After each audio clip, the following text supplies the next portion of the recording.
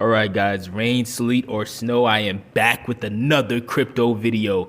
This first story here is related to the downturn in the market at the moment, and it reads, Binance pauses Bitcoin withdrawals, blames network congestion. The average Bitcoin transaction fee was near its highest point in almost 2 years.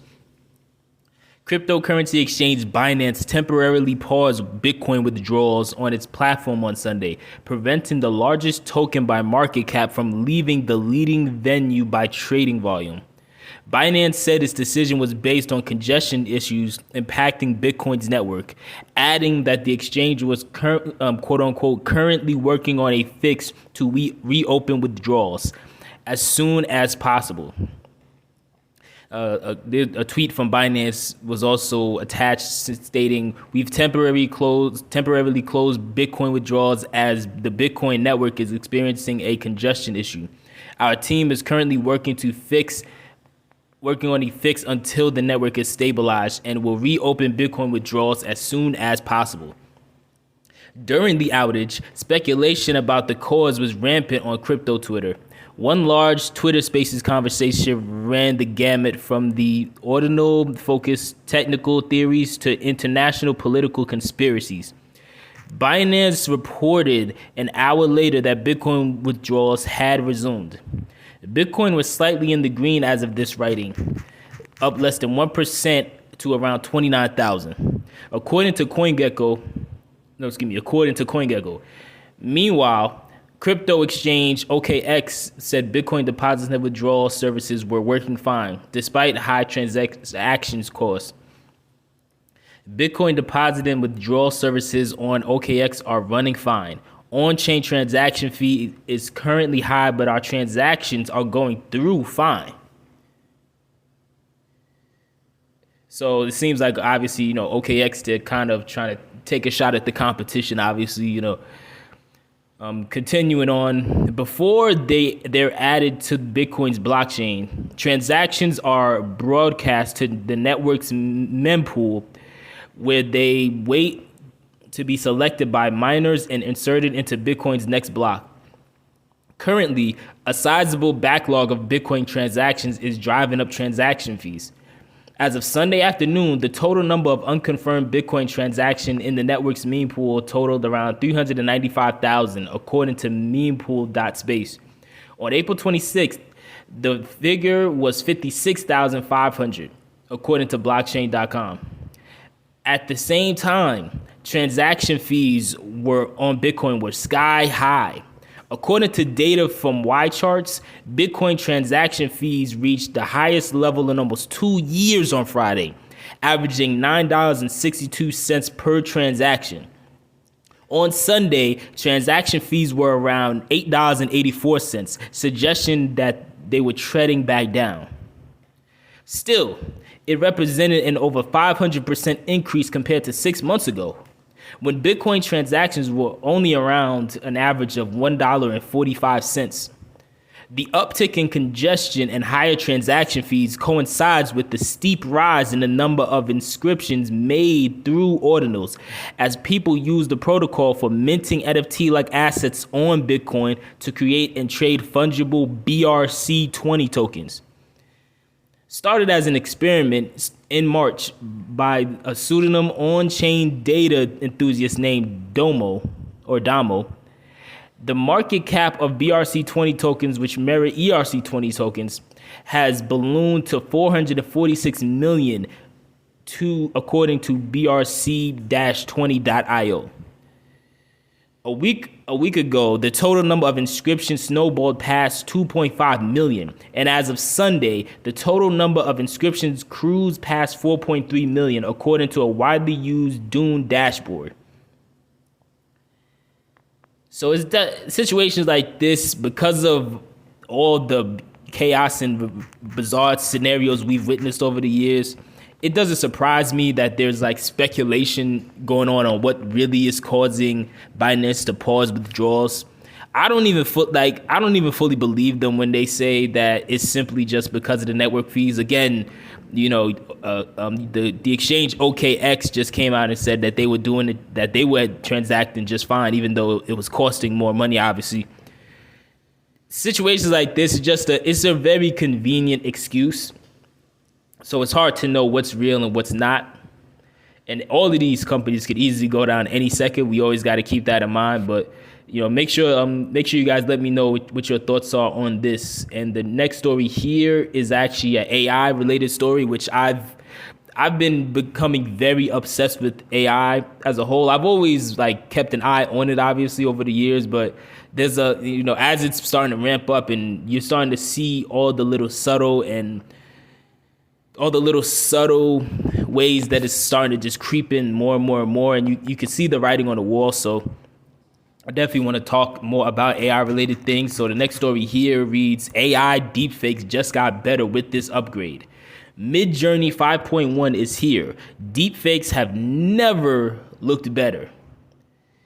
MidJourney was already one of the most impressive AI image generators out there. And with the release of version 5.1, it's now become much more powerful. The algorithm update means that even for beginners, it's now incredibly easy to create stunning works of art with minimal effort and deepfakes.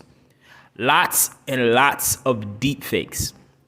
The AI image generator entered the public consciousness last month after deepfake images of Pope Francis in a white puffer coat went viral. The controversy sparked conversations about the ethics of AI generators like MidJourney, and the company took action soon after. Use of the word Pope on MidJourney is now banned, but creating deepfakes of other people, such as Joe Biden, is still allowed. Probably until we see a viral image of Biden wearing a pink neon spandex jumpsuit doing yoga in the Oval Office. Or maybe one of Biden wearing a intergalactic Spartan costume that kind of makes him look like Iron Man. MidJourney also allows users to create high-quality deepfakes using photos as a reference. The feature has significantly increased MidJourney's popularity due to the impressive results it provides and its low learning curve. At the moment, it is the most popular AI image model in terms of user interest, surpassing DALL-E and Stable Diffusion. The latest upgrade to MidJourney promises improvements in the way the algorithm interprets users' prompts. Version 5.0 was released just 3 months ago and marked a significant departure from version 4. This new model offers a higher coherence, more accuracy to text prompts, fewer unwanted borders or text artifacts, the weird random things that sometimes appear on the images, and sharper results overall, according to MidJourney. The icing on the cake is that the new version was trained to be more quote-unquote opinionated.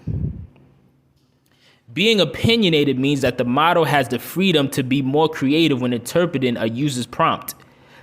This results in better images with basic prompts, even with absurd commands of just 1 or 2 words.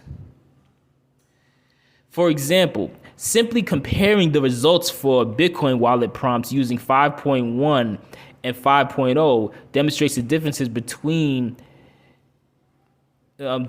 and improvements. Version 5.1 images a leather wallet with the Bitcoin logo embroidered and placed on the table.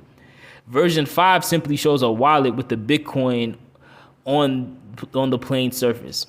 The new version further emphasizes the strengths that have led to MidJourney's explosion, without forgetting experienced users who now have a raw mode if they want a more accurate and less opinionated results.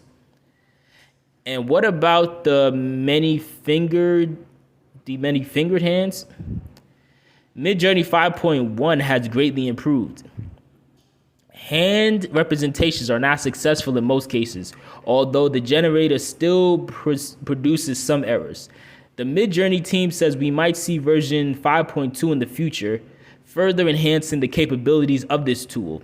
If the third time's the charm, then the days of AI generators messing up our hands and our favorite deepfakes may finally be behind us.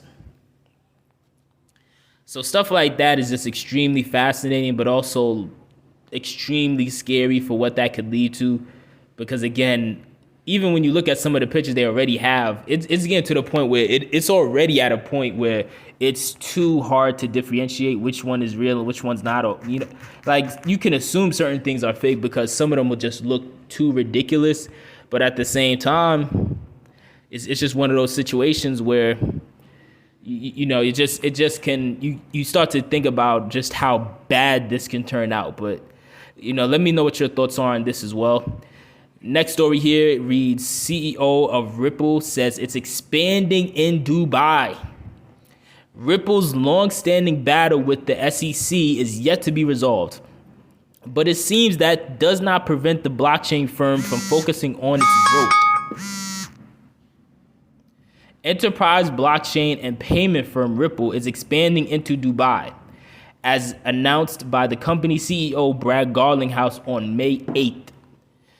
Quote, as I just shared on stage at Dubai FinTech Summit, Ripple is expanding in Dubai with 20% of our customers based in MENA and clear regulatory regimes being developed. It's no surprise that Dubai is emerging as the key global financial hub for crypto innovation to thrive. In the announcement made by the Dubai FinTech Summit made during the Dubai FinTech Summit on Monday, Garlinghouse said recent developments in the crypto regulatory environment in the Middle East and region's consumers base were the primary reason why Ripple chose to foray into Dubai. Just last week, Garlinghouse expressed his gratitude for the support shown by the Ripple community among the company's long-standing dispute with the SEC. As part of the expansion, the crypto solutions provider will open a new office in Dubai International Financial Center and intends to host its 7th annual customer conference in the United Arab Emirates capital on November 8th through the 9th. Also on Monday, Coinbase CEO praised the UAE's recent crypto regulation efforts, saying the country could serve as a hub for the Middle Eastern region, as well as for certain parts of Africa and Asia. Dubai doubles down on crypto regulation. The move comes just a few months after Dubai's Virtual Assets Regulatory Authority published its 2023 rulebook for regulating the nascent crypto industry. According to VARA, companies that issue digital assets must adhere to the rulebook, beginning with obtaining a mandatory license. The rulebook covers numerous other crypto-related activities, including custodial services, advertising, digital asset exchanges, and more. The introduction of the rulebook came as part of Dubai's aspirations to become a financial technology hub in the region. In recent years, several crypto companies have applied for and acquired licenses to operate inside the emirate, including Binance and the collapsed cryptocurrency FTX. You can't stop destiny. That's really, I guess, the main takeaway I would want to take from this, or I would want anybody listening to take from this. Whether you believe in fate or not, you got to see the writing on the wall when you see a force that is just simply not going to be denied. And that is absolutely what Ripple is, at least in my opinion. And I'm sure many of you agree, but that's my opinion. Like, Ripple is just too big to deny, man. Even if by off chance and by complete corruption, if somehow the judge rules in favor of the SEC, again, Ripple's just going to go completely move everything offshore and just operate in different countries, because every other country outside of America is not giving them problems. But let me know what your thoughts are on these topics in the comment section below.